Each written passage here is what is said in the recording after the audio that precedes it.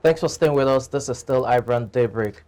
Now, after months of high-wire politicking, alignment, and counter-alignment, the national leader of the All Progressives Congress, Asiwaju Ahmed Bola Tinubu, emerged as the party's flag-bearer, winning the party's 2023 presidential ticket in style. He polled 1,271 delegates' votes at the two-day primaries held at Eagle Square, Abuja. The party's flag-bearer, in his message on Wednesday, said he did not expect to win the party's presidential primary. Quote, "I did not expect to win. I won. I must be intoxicated with victory," he said. Tinubu also said he holds no grudges against members of his party who worked against his candidature. What does the emergence of Bola Ahmed Tinubu mean to the APC? And joining us now to discuss this is a public affairs analyst, Mr. Ademola. Thanks for joining us. Good morning. Good morning to you. Thank you for joining us. It's now, a lot of people had predicted, some people said they saw it coming, the emergence of Asiwaju Bola Ahmed Tinubu. Did you see it coming? I did not, absolutely. Okay. How do you mean? I saw it midway.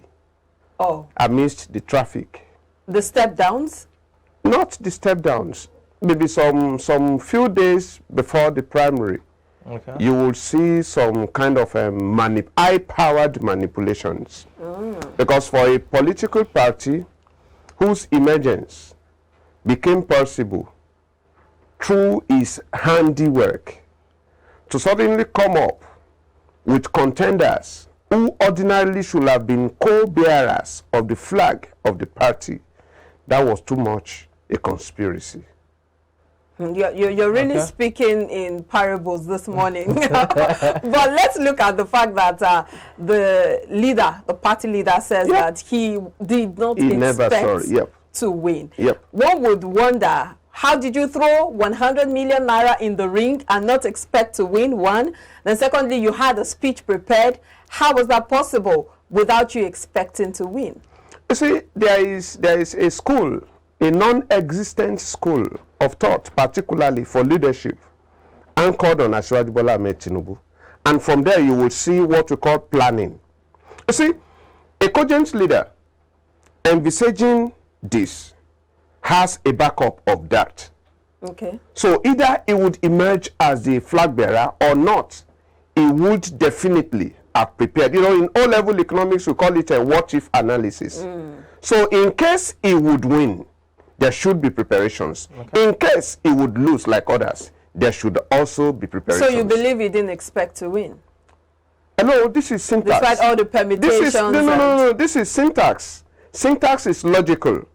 Irrespective of the permutations, it was not absolute. Even no man on earth would absolutely opt for a deal and expect 100% outcome. Do you understand? And luckily, as Nigerians, seeing the way the ball was flying, particularly few days to the end of the game, a reasonable person would not absolutely expect that, given, I'll make it. But what do you make of the primaries? Before we get to his candidacy now is yes. But let's look at the process that birthed his victory. What do you make of the APC's presidential primaries? The distorted process. Yes. It wasn't a full process. Yes. Because you see midway, like I started by offering an expression I tagged traffic. It wasn't a completely premeditated process. It was thought out to be this way, but in between there were interjections never envisaged by any right-thinking person. But eventually the game came out this way. Like you said, though we may say, or maybe 75% give it to democracy, that it was democratic, but it was an interjected democracy. Because I wouldn't know if as a political party in an emerging democracy, few hours, if I may say not days, few hours to your primary, you are coming up with consensus candidates. One. Number two, APC is not a party of 7 months or 12 months. APC has been around the shores of Nigeria several years. And a party of that nature, a ruling party, now walking into primary with numerous numbers of contenders who are too close to a major stakeholder in the game. How do I mean? if it was to be a party that is sanctioned on morality and dignity, it shouldn't have been that while the national leader of the party is contesting a position, the sitting vice president of the same party is co-contesting, while again a dominant minister in the cabinet of the same government is co-contesting. That sends serious signals to the world. Hello? So the democratic culture in the party went berserk. And where would you place the bulk of the blame regarding this? Is it on the president, who is similarly the national leader of the party? Hello, for syntax, like I repeatedly sanctioned syntax. Yes. I wouldn't want to make it the president, the leadership. And when I mention leadership, you will see the party, the president, and every major stakeholder in the game all came together to douse that crisis. But the president was the one calling the shots. He was the one that literally, installed the NWC into power. Hello, in a democracy, you once had this last when Chief Olusegun Obasanjo was. Because yes. if it is, as you have just said, on Friday, what the president vetoed should have been. But you saw midway, there was counter reactions. Are you saying why wasn't there counter reactions during the national convention? Just to hold your thought, please. The national convention was doctored, and the success of that doctoring was hung on the fact that a very influential personality like Tinubu was not involved. Hello? Okay. But are you saying that the president had a hand in the announcement by Adamu Abdullahi? He had excess and excess. But he came out to say he knows nothing as about a it. politician. And you see, when you are occupying a particular position at a certain level, you tend to be diplomatic. I can bet with you, if there are processes and there are rules, nobody can separate the president from Adamu's announcement. So do you think that the president really had an anointed candidate? Of course, yes. It might not have been one. Hello, do we share, analyze something? Yes. How would you see a sitting president not having sanctioned the contest of his vice president for the same office? That's one. Then the supposedly most influential person in the party, Asiwaju Bola Ahmed Tinubu, would you say his contest was not sanctioned by the same president? Now, who was Amechi until his resignation for this contest? Amechi was a cogent member of the party, a performing minister, and yet he threw 100 million without the concurrence of the sitting president. So is there some form of division in the party? Because we are seeing different interests. Multi-divisions. But luckily, I saw that the South played into the hands of the division anchors.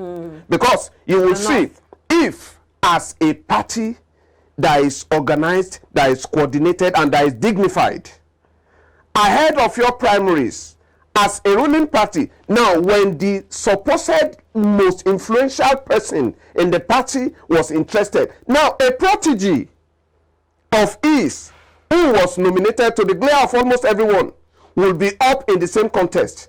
It was more than a division.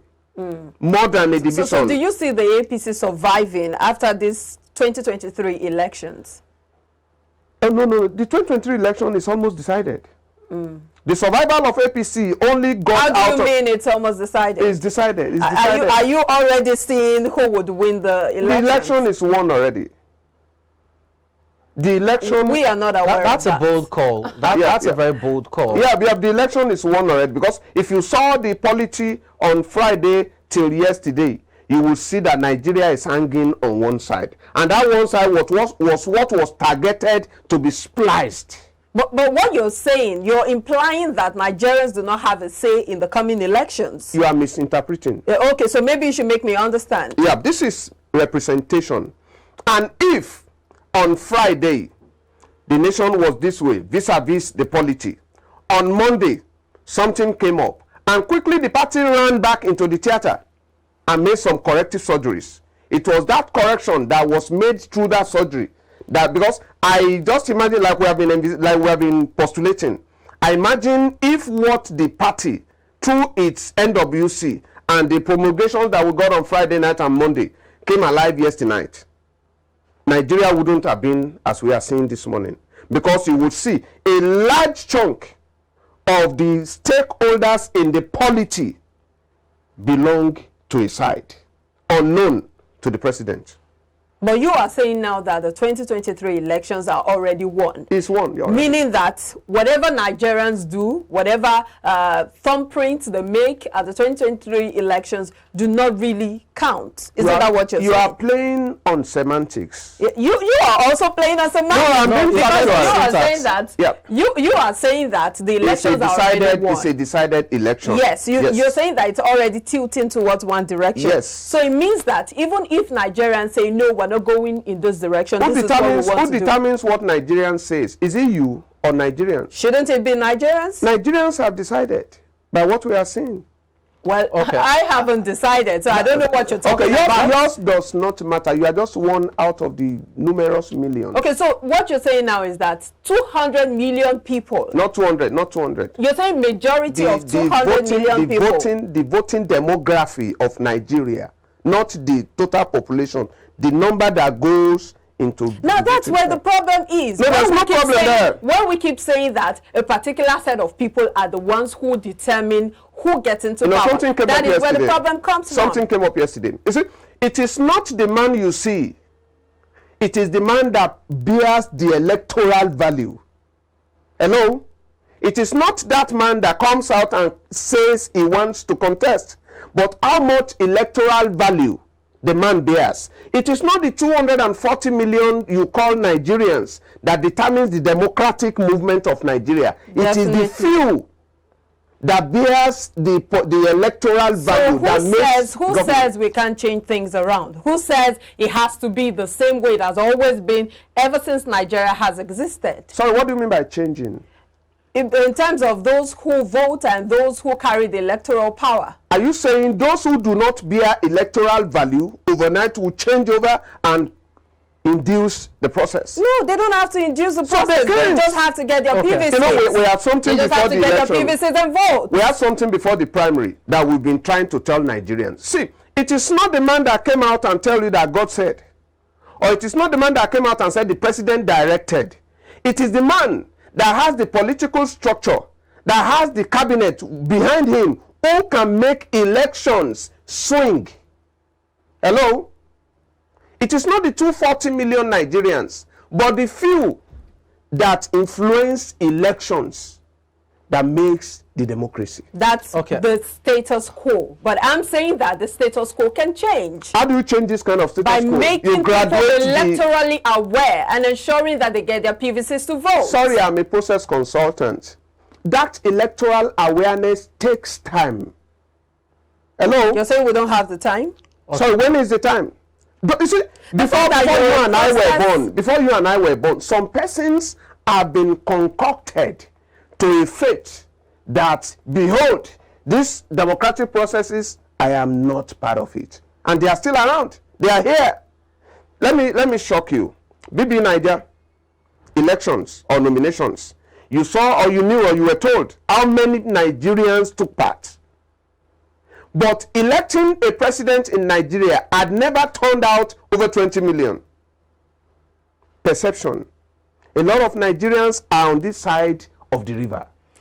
Well, you're responsible for the way you think and the way you see things, but I'm just saying that we can always change things around. Change takes time. But change is possible. It's possible with time, appropriate timing. Okay, I mean, it was interesting to see the back and forth, but I understand the place of syntax where you're coming from in terms of the construction. Yep. I also understand the place of meaning, semantics, where she's coming from in terms of. You are becoming a lecturer. But let's bring it back to the basics now within the political sphere, because the utopia we expect or we desire is different from our socio-political reality. Of course, yes. So let's, deal with the realities now. Before we talk about, Ahmed Tinubu's, candidature, possible running mate and all of that, let's address one sticky, point from these primaries. And I'm saying these primaries regarding that of PDP and this.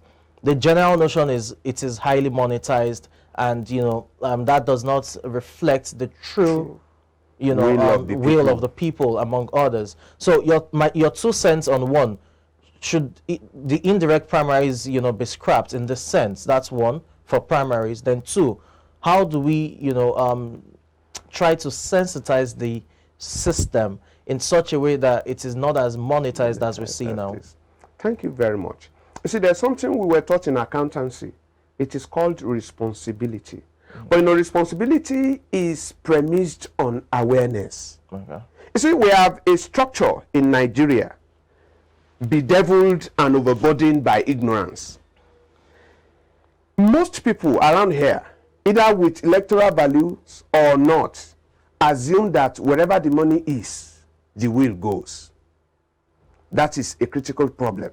Because you will see, ahead of primaries, almost everyone assumed or accepted the fact that being a delegate is the greatest business anyone can clinch onto in Nigeria today. If you are saying the process was monetized is an understatement.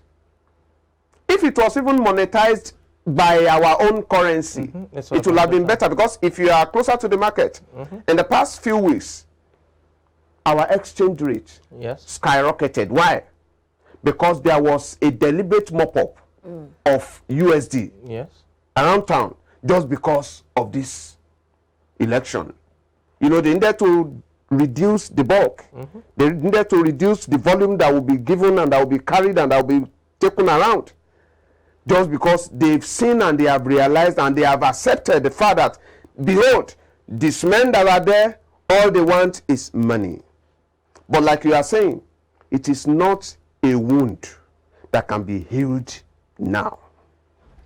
It's so sad. The system is over-monetized. And that is the beginning of the corruption we may want to stand up to fight. Unfortunately, it will be a baby that cannot be killed. In other words, we're still sticking with indirect primaries, or how do we address the issues of delegates and representing the people against their will? Thank you seemingly against their will. for your content and interest, because you have mentioned something that is so critical. In my class, in my political group, we've been discussing this, because you will see, for us to be sincere, the activities, the actions, and the outcomes of whatever delegates might have done at the Eagle Square never represent the true wish of the general masses. But some people pick them as delegates and they have to obey those who picked them. Sorry, it is representational. Which is not. Yeah, I'm saying that they were delegates because some people picked them as delegates. They were compelled. Sorry, if you go through the process and you investigate a bit, you will realize that over 90% of them were picked not by the people per se, but by the leadership of those concocted parties. That's what I'm saying. So it's not truly representational. It's not truly representational. So we are battling with two wounds. Yes. Monetization and the misrepresentation. So the fact that it is called a primary does not, in its completeness, make it representational of the wills of the people. So if there is still a way we can go back to school and find out a better means of evolving whoever will be the party's flag bearer. But status quo, it is a fraud. Would direct primaries be the option? That may not be any way better. Because a fewer number of persons will still be nominated to perpetuate this fraud. Hello, is it clear? Either this way. See, it is bordering so much on the mentality of the people and then the sanity of the system. Because to almost everyone, the fraud began with the party. Hello? Yep. Because like I wrote on my Facebook page, what volume of service or sanity of representation do I intend to do for the society by paying as much as 100 million to contest? What value do I think I bear or I have to unleash on the people by spending 100 million to get the form? 100 million would successfully install over 1,100 boreholes in numerous societies, communities. But now you left that and you are paying that to pick the form. you are going there to serve your pocket. Okay, so now we have Bola Ahmed Tinubu representing the APC. We have Peter Obi representing the Labour Party. We have Atiku representing the PDP, and then Kingsley Moghalu representing the ADP. Where do you see the pendulum swinging, especially when it comes to what they call them now? The vice presidents, what do they call them? Running mates for these contestants. Let's start with Bola Ahmed Tinubu. Bola Ahmed Tinubu, like we saw, although with the background reading, Muslim, Christian, yeah. Being a Muslim, it definitely picks a Christian. But now a Christian will not emerge from here. Neither will he come from the other side, the south, the remainder of the south. Neither will he come from a portion of the north. So it will be from the Christian part of the north. That's where the running mate for Bola Ahmed Tinubu would emerge from. Is sacrosanct. So who are the options here? Okay.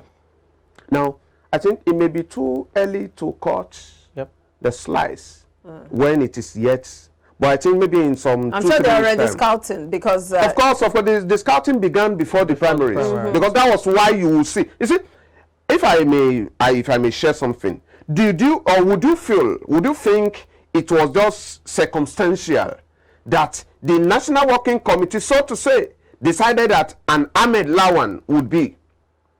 And now you see a plunge, an amalgam of fellow Northerners in the name of APC Northern governors coming up violently against that, if not for a purpose. And that purpose is what my brother-in-law is trying to address.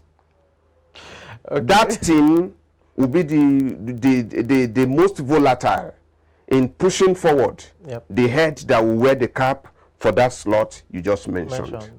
But let's look at this again. In the history of this country, we've also had we've put aside our religious biases to vote without issues of during the balance. The MK Abiola, which is regarded as the most credible, fairest election, had a Muslim ticket, and the masses trooped out en masse. Religion wasn't even in the discourse or the debate at the time. People just voted because they felt these were credible candidates who were competent enough to get the job done.